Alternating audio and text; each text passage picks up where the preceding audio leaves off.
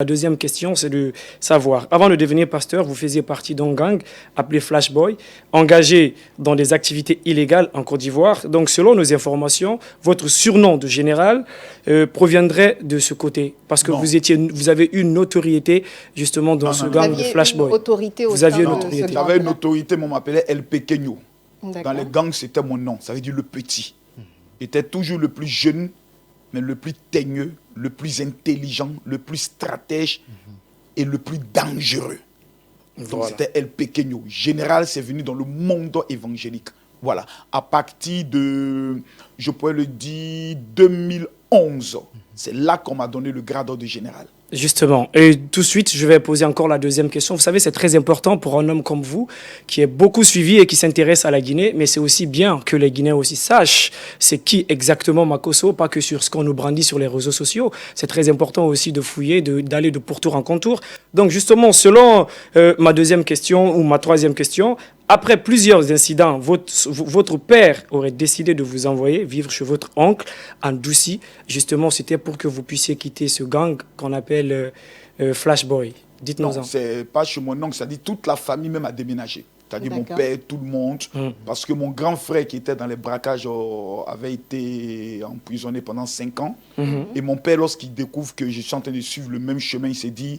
La meilleure manière, c'est de couper avec la capitale, les amener dans une ville de l'intérieur du pays qui était Ndouci. C'était pratiquement comme un village et on arrive, on est dépaysé. Moi, j'étais leader du groupe rap, les Flash Boys, qui était en même temps le gang, le groupe rap et en même temps l'équipe de football. Donc, nous avions 3 casquettes. Donc, c'est là qu'il prend la décision afin que nous ne puissions pas vraiment nous empirer. Et c'est là qu'il commence maintenant à nous inciter à pouvoir maintenant essayer de retourner dans la voie religieuse. Parce que j'ai été d'abord Assemblée de Dieu, après j'ai été 7 ans, 50 témoins de Jéhovah. Et c'est là qu'on rentre dans le haut banditisme. Donc mon père voulait absolument qu'on revienne sur la voie du Seigneur parce que lui-même, il s'était reconverti, donc il ne voulait pas voir ses enfants, tous ses enfants, son premier fils qui est déjà en prison, il ne veut pas voir son deuxième fils, son troisième fils suivre le même chemin. Et je pense qu'il a fait le meilleur choix. De vous faire quitter là-bas, justement, je vais y venir. Est-ce que c'est parce que vous avez fait tant de mal dans ce gang qui vous a poussé peut-être à vous convertir dans cette religion? Non. Moi, je ne me convertis pas parce que quelqu'un me parle. Moi, quand tu veux me parler de Dieu, ça va finir par la bagarre. Tu n'as rien à me dire. Quand tu me dis que si tu continues, tu vas aller à l'enfer. Moi, il te dit, il va aller à l'enfer. Donc, je coupe ta prédication. Tout ce qu'il t'a dit, c'est quoi? C'est l'enfer, le truc, la conclusion. Oui, il y a des stars que j'ai envie de voir à l'enfer. Peut-être j'ai trouvé Bob Marley, Michael Jackson, on ne sait pas. On va faire le show à l'enfer là-bas. Donc, moi, j'étais découragé. Me suis converti parce que j'ai vu ce que je n'avais jamais vu. J'ai vu la puissance. J'ai vu comment un pasteur peut parler. Les gens tombent quand ils se lèvent, il y a une joie, il y a une paix. Tu sens même sur leur visage, ils sont différents. Ils ont une tranquillité, ils ont quelque chose de joyeux que je n'avais pas. J'étais dans les gangs et autres, mais je sentais toujours un vide. Quand je suis seul, les choses environ de 22h, 23h, mes larmes peuvent couler. Je me dis, à quoi sert ma vie?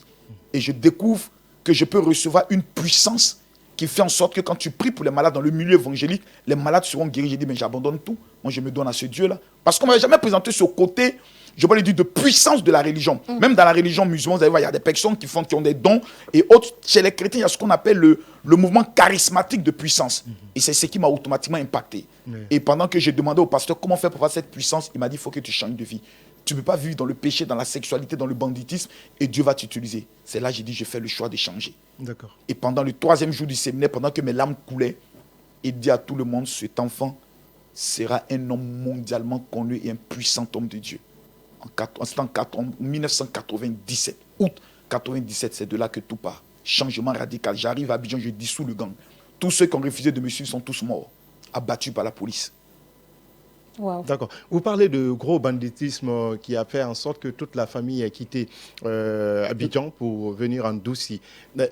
Lorsque vous parlez de braquage, est-ce que vous avez une fois participé à ces braquages? T'es fou bien quoi? Tu veux non mais c'est la question. Vous avez... Il ne répond pas, on passe à autre question. Mais si, mais c'est normal. Est-ce que vous avez... C'est normal. Il faut laisser ça. Il faut que les gens sachent. J'ai dit. Qui est Makosso?